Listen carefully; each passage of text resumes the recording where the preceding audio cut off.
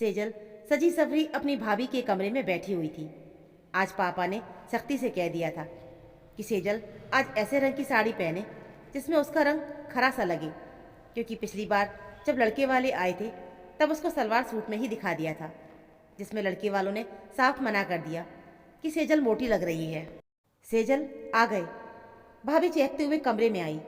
सुनकर सेजल के दिल की धड़कन और चेहरे की उदासी और बढ़ गई, क्योंकि ये तीसरी दफ़ा है उसे इस तरह से सजाकर लड़के वालों के सामने ले जाने की। दादी ने गणेश जी से मन्नत मांगी थी कि आज अगर उनकी पोती पास हो गई तो वो 1.25 कुंतल लड्डुओं का प्रसाद बांटेंगी। माँ ने साईं बाबा का उपवास भी रखना शुरू कर दिया था। साथ ही पिछले सोमवार से सेजल से 16 सोमवार का व्रत रखवाना शुरू कर दिया था। लड़का भी उसे देखने आया था। अच्छा मोटा काला सा था, लेकिन अच्छा कमा रहा था। जब फोटो देखकर माँ और सेजल की छोटी बहन ने मुंह बिगाड़ा तो दादी ने उन्हें फटकार लगाई कि लड़के तो जैसे भी हों, काले गोरे मोटे पतले, कोई फर्क नहीं पड़ता, बस संस्कारी और कमाऊ हो। सुनकर सेजल के मन में सवाल आया कि वो भी तो पढ़ी लिखी संस्कारी लड़की है, क्या वो अच्छी नहीं है? क्यों समाज द्वारा दोहरे मापदंड बनाए गए हैं लड़कियों और लड़कों के लिए? लड़के की माँ और बहन भी आई थी, जो बातचीत से होशियार मगर देखने में तो ठीक ठाक ही थे। उनको देखकर पूरे घर की जान में जान आ गई कि चलो ये ज़्यादा खूबसूरत नहीं तो सेजल को पास ही कर देंगे। पानी पीने के बाद सभी ने भरपेट नाश्ता किया। मिठाई शहर के नामी हलवाई के यहाँ से मंगाई गई थी। सेजल को भी भीतर से बहुत बुरा लग रहा था।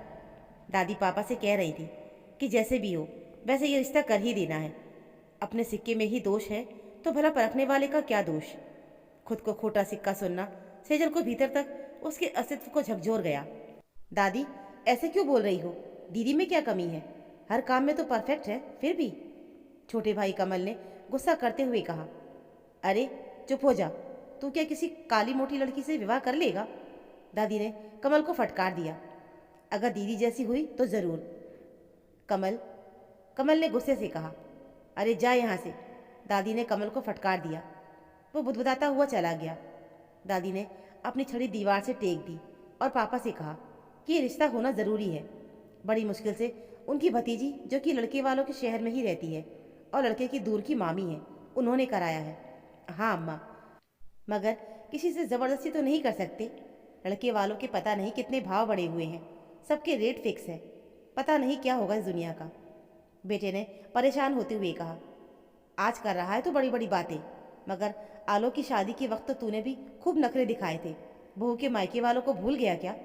वो तो खूबसूरत भी थी। अरे माँ, आप भी गड़े मुर्दे उखाड़ने बैठ गई। गड़े मुर्दों से डर लगता है तो ऐसे काम ही क्यों करते हो?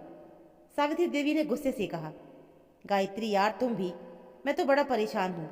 हाँ हाँ, सबको अपनी परेशानी ही बड़ी लगती है। लड़की का बाप बनते ही लाचारी और लड़के का नंबरदारी। वाह रे वाह समाज। दादी अब ज़्यादा आक्रामक हो चली थी। फिर सावित्री देवी ने दोनों को चुप कराया।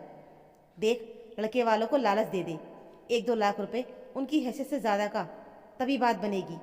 हाँ, आलोक की शादी में वसूल कर लेना। सावित्री देवी ने पति पर व्यंग का तीर छोड़ा। सुनकर उनकी त्योरियां चढ़ गईं। पापा, वो लोग सेजल को बुला रहे हैं। अंकुर ने भीतर आकर कहा, अगर इस बार सेजल को फेल कर गए तो बड़ी जग हंसाई होगी। दादी ने चिंता जाहिर की। सेजल की धुकधुकी दोगुनी हो गई थी। वो बहुत ही घबरा रही थी। भाभी ने उसके सिर पर हाथ फेरा और कहा, दीदी आप घबरा रही हो? मुझे भी बहुत डर लग रहा था जब आप सब लोग। हाँ हाँ, अब आप भी थी, मत सुनाओ, जाओ भी इसको लेकर। दादी ने भाभी की बात को बीच में ही काट दिया। सेजल सिर झुकाकर चुपचाप जाकर बैठ गई थी। सर्दी के मौसम में उसके माथे पर पसीना आ गया था। सभी उसकी ओर घूर रहे थे और आपस में इशारेबाजी भी। देखने आई तमाम महिलाएं अध्यापक या यूं कहें कि हस्ताक्षरकर्ता बन चुकी थी। उन्होंने सबसे पहले चूल्हे चौके के बारे में बात की कि कौन सी डिश बना लेती है। सिलाई कढ़ाई बुनाई से लेकर कंप्यूटर तक, ढोलक से लेकर डांस, हारमोनियम और तबला तक सबके बारे में पूछ लिया कि आता है या नहीं। लग रहा था मानो उनको बहू नहीं, चलता फिरता रोबोट या काम वाली चाहिए थी। लड़के का मुंह थोड़ा सिकड़ा हुआ था, पहले से ही भालू जैसा था, अब तो लंगूर को और लपेट लिया। अरे भाई, मिठाई खिलाइए, विपिन जी को सेजल पसंद है। दादी की भतीजी ने हंसकर सबकी ओर देखते हुए कहा, देखिए इन्होंने कहा था कि आप बहुत अच्छे इंसान हैं, इसलिए रिश्ता तो कर रहे हैं हम, मगर जो तय हुआ है उसमें थोड़ी बढ़ोतरी कर दीजिएगा। वो क्या है ना, हमारे बेटे के बहुत अच्छे अच्छे रिश्ते आ रहे हैं। अरे भाई, बैंक में बाबू है बाबू, लड़के के पिता ने बेशर्मी से कहा। हाँ हाँ, आपको शिकायत का मौका नहीं मिलेगा, पापा ने खुश होते हुए कहा। आखिरकार सेजल की शादी हो ही गई। पापा ने पानी की तरह पैसा बहाया। कुछ लोग कह रहे थे कि लड़की ज़्यादा खूबसूरत नहीं है, इसलिए इतना दिखावा किया जा रहा है। भाई, हमारी बहू तो सांवली है। सुरभि तो कहती थी कि रजनी भाभी जैसी भाभी लाना, मगर कहीं बात जमी ही नहीं। इन्हीं को आना था यहाँ।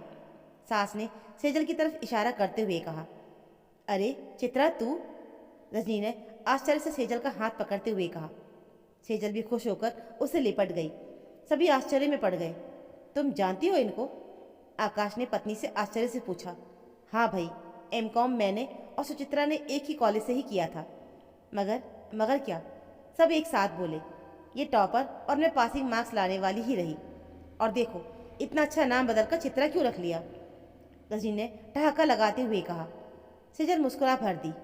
ये ससुराल वालों की मर्जी थी कि चित्रा की ओल्ड फैशन नेम है, इसलिए कई बार तो सेजल को जब कोई आवाज़ देता तो वो भूल जाती कि जवाब देना है।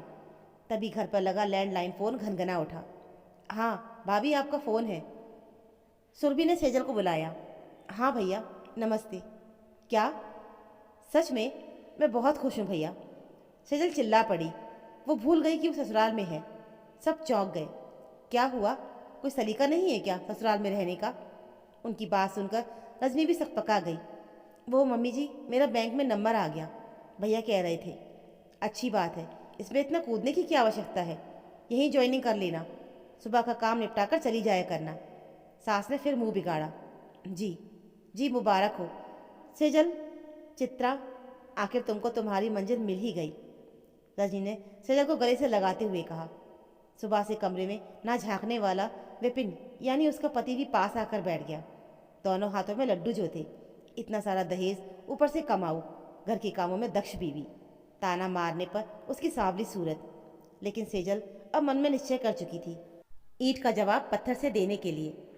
इतनी ही बुरी थी तो लालची और शादी ही क्यों की। उसके चेहरे की चमक बढ़ चुकी थी।